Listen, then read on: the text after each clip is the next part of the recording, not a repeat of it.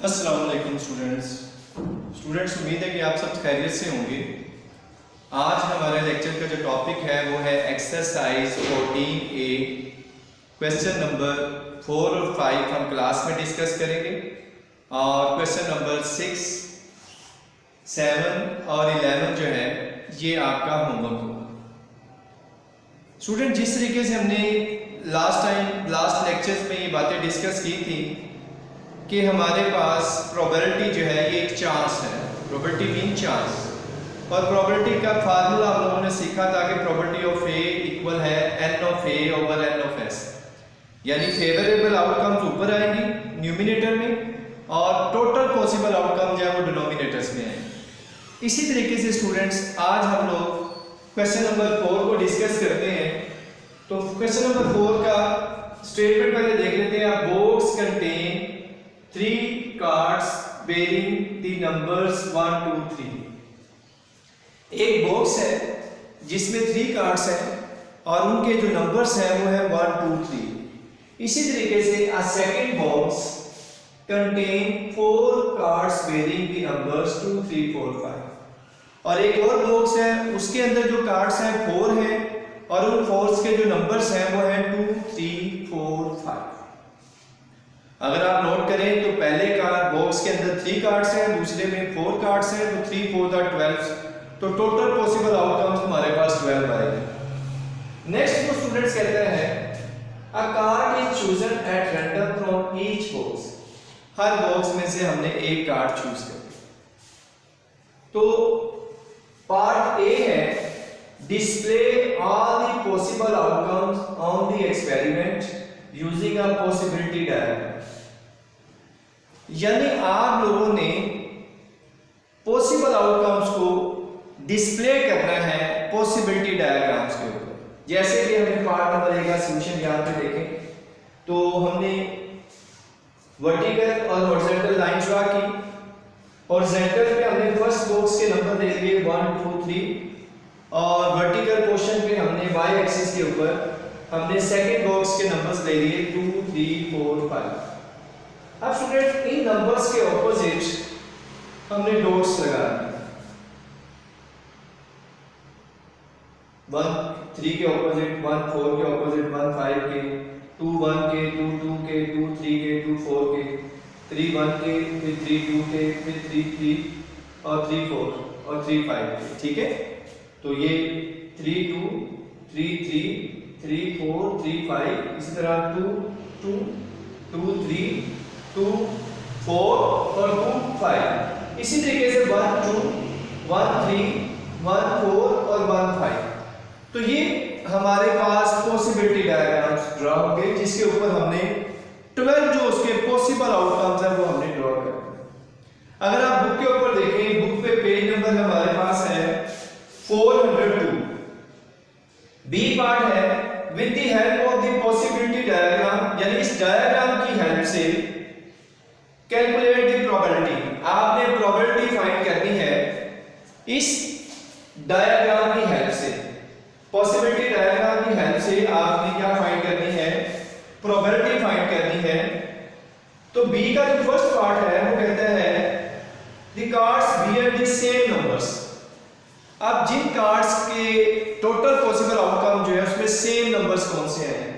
अगर स्टूडेंट्स हम लोग और से देखें इसको हम आसान कर दें। अगर हम ये कह दें कि हमारी पॉसिबल आउटकम कुछ इस तरह से है, देखिए 1 2, तो एक पेयर बन गया 1 2।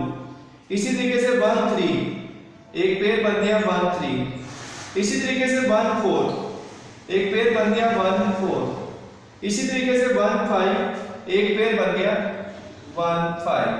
इसी तरीके से 2 1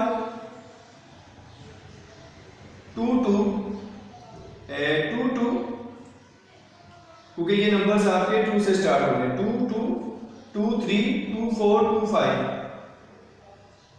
तो इस तरीके से और ज्यादा आसान हो जाएगा आपके लिए। 2 5, इसी तरीके से 3 2 3 3 3 4 3 5। तो ये एक पॉसिबिलिटी डायग्राम से हमने एक रिजल्ट्स ले लिया। जैसे हम लोग लास्ट क्वेश्चंस के अंदर जो लोगों ने लास्ट टाइम लेक्चर दिया था उसमें हम पॉसिबल आउटकम्स ड्रा कर लेते थे। तो ये इस तरीके से हमने पॉसिबल आउटकम ड्रा कर दी। तो बी पार्ट का जो फर्स्ट पार्ट है वो है let A be the event that the card bear the same numbers. अब आपने बताना है किन कार्ड्स के ऊपर सेम नंबर्स आ रहे हैं। देखिए यहां से आसानी से पता चल जाएगा 2 2 और इसके अलावा सेम क्या है 3 3, यानी हमारे पास 2 पॉसिबिलिटीज हैं, 2 फेवरेबल आउटकम्स आएंगे जिन पे सेम कार्ड्स नंबर्स आ रहे हैं। तो हम क्या लिखेंगे, probability of A is equal to 2 divided by total कितनी है। अगर आप टोटल में काउंट कर लें 1 2 3 4 5 6 7 8 9 10 11 12, यानी n ऑफ s हमारे पास क्या आ गया 12, यानी टोटल पॉसिबल आउटकम्स हमारे पास 12 है। और हमारे पास जो फेवरेबल है, जो सेम है, वो कितनी है 2 है, 2 2 और 3 3, सो 2 ओवर 12। अगर हम इसकी कटिंग कर देंगे तो क्या आ जाएगा 2 1 दा 2 और 2 6 दा 12। इसी तरीके से स्टूडेंट्स क्वेश्चन नंबर 4 का बी का सेकंड पार्ट देखें तो कहता है find the probability the numbers on the cards are different. अब उन नंबर्स की, उन कार्ड्स की प्रोबेबिलिटी निकालनी है जो डिफरेंट है। तो स्टूडेंट्स हम लोग क्या करेंगे, डिफरेंट कार्ड्स देखते हैं कौन कौन से हैं। अब देखिए वेरी सिंपल, अगर हम देखें टोटल हमारे पास 12 कार्ड्स हैं, 12 है सैंपल स्पेस, टोटल हमारे पास 12 है जिसमें से 2 सेम है, तो इसका मतलब डिफरेंट कितनी होगी 10।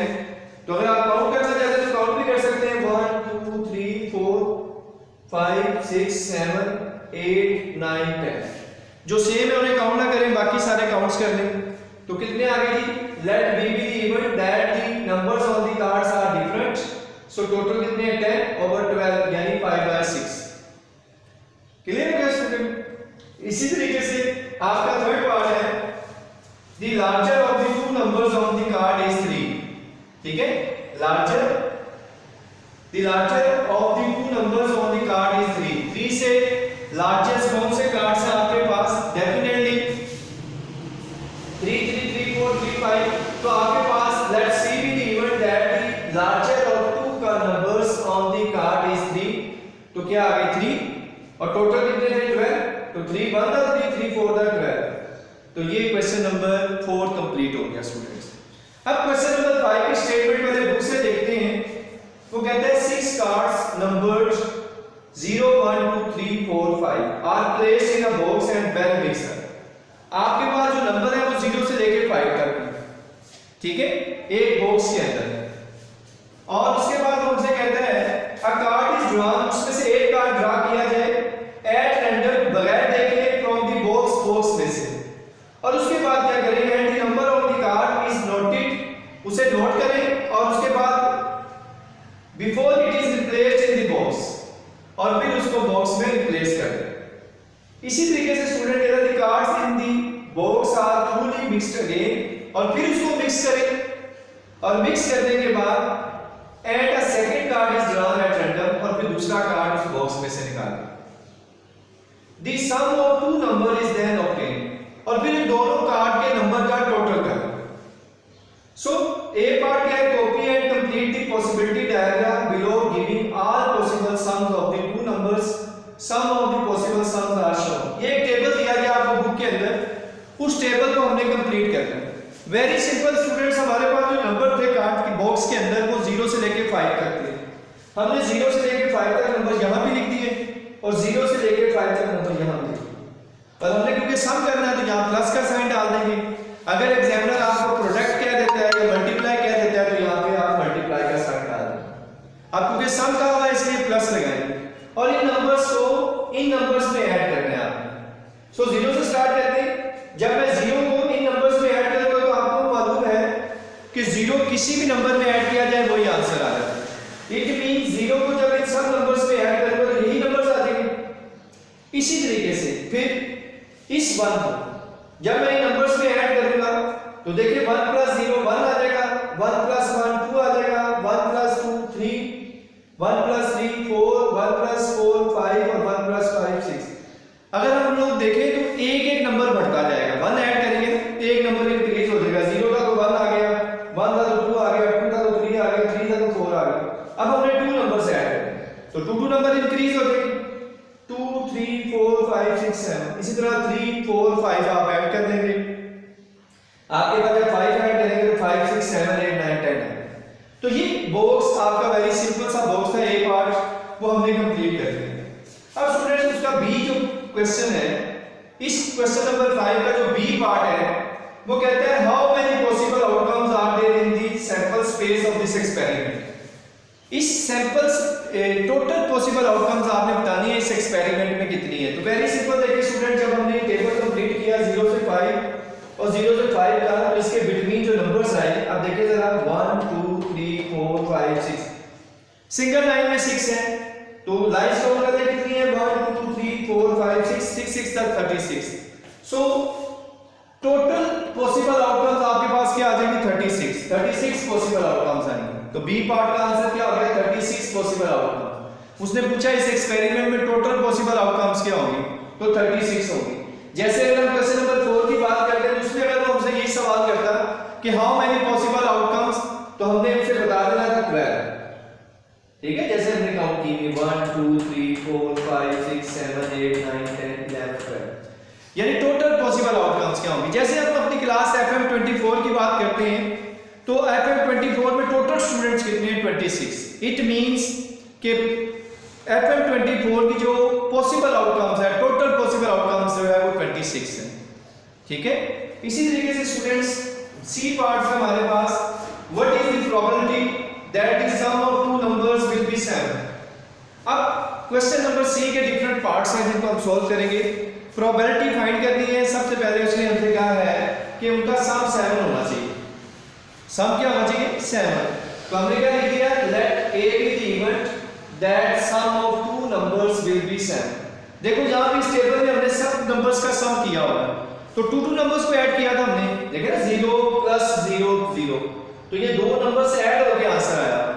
अब वो कह रहा है कि टू नंबर्स को ऐड करें तो 7 आंसर आना चाहिए, टू नंबर्स को ऐड करें तो 7 आंसर आना चाहिए। अब हम देखते हैं 7 कहां पे आ रहा है, 1 2 3 4, तो इस पूरे टेबल में 7 4 टाइम्स आ रहा है, तो इसका मतलब फेवरेबल आउटकम 4 होगी और टोटल पॉसिबल आउटकम्स कितनी थी 36, तो 4/36 यानी 1/9। इसी तरीके से student let B be the event that sum of the two numbers will be prime numbers. अब सेकंड पार्ट उसमें क्या कह रहे हैं, कहते हैं will be prime numbers. Prime numbers वो नंबर्स होते हैं जो 1 और इट्स सेल्फ डिविजिबल होते हैं, यानी टू डिफरेंट डिजिट पे डिविजिबल होते हैं, एक 1 होना चाहिए और एक इट्स सेल्फ होना चाहिए, ठीक है। और याद रखिएगा प्राइम नंबर्स 2 से स्टार्ट होते हैं, 2 3 5 7 11 13, ये प्राइम नंबर्स हैं। 0 और 1 is not a prime number. MCQs के पॉइंट ऑफ व्यू से बड़ा इंपॉर्टेंट है टॉपिक, तो वो आपसे पूछ सकता है कि 0 इज अ प्राइम नंबर या 1 इज अ प्राइम नंबर, तो आपने याद रखना है कि 0 और 1 is not a prime number. Prime number कहां से स्टार्ट होंगे 2 से। अब हमें उसने ये कहा let B be the event that is sum of two numbers will be prime numbers, तो सम तो हमने किया हुआ है। अब हमने देखना है इसमें से प्राइम नंबर्स कितने हैं, तो देखिए 2 प्राइम नंबर्स है, 3 प्राइम नंबर्स है, 5 प्राइम नंबर्स है। इस लाइन में 3 आ गए, 2 3 5, इसमें भी 3 आ गए, 6 हो गए, 2 3 5 7, इसमें 4 आ गए, 10 हो गए, 3 5 7, इसमें भी 3 आ गए, ठीक है, 13 हो गए, 5 7 2 आ गए, 15 हो गए और 5 7 2 आ गए, 17 हो गए। तो आपके पास फेवरेबल आउटकम्स क्या आ गई 17 और डिवाइडेड टोटल पॉसिबल आउटकम कितनी थी 36। तो ये आपके पास बी पार्ट सॉल्व हो गया। इसके बाद स्टूडेंट थर्ड पार्ट जो है वो है will not B prime numbers.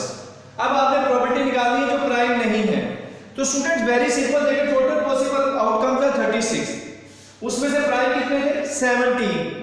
इसका मतलब जो प्राइम नहीं थे वो कितने हो गए 36 में से 17 निकाल दें तो 19 आ जाएगा। तो 19 is not a prime numbers, आपको काउंट करने की जरूरत भी नहीं। तो आप क्या लिख देंगे let C B the event that sum of the two numbers will not be a prime numbers. तो क्या आ गया 19/36, क्योंकि 17 प्राइम थे तो डेफिनेटली 36 में 17 माइनस कर दे तो 19 नॉट प्राइम होंगे। तो फेवरेबल आउटकम 19 आ गई divided by total possible outcomes. इसी तरीके से स्टूडेंट्स हमारा फोर्थ पार्ट है विल बी इवन। हमने प्रॉपर्टी निकालनी है इवन नंबर्स की। इवन नंबर स्टूडेंट्स वो नंबर्स होते हैं जो 2 पे कंप्लीटली डिवाइड हो जाते हैं।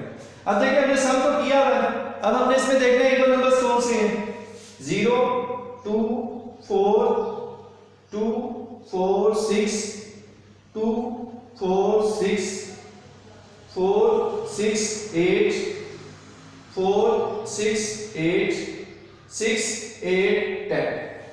तो आपने देखा कि हर लाइन में तकरीबन 3 इवन नंबर्स हैं।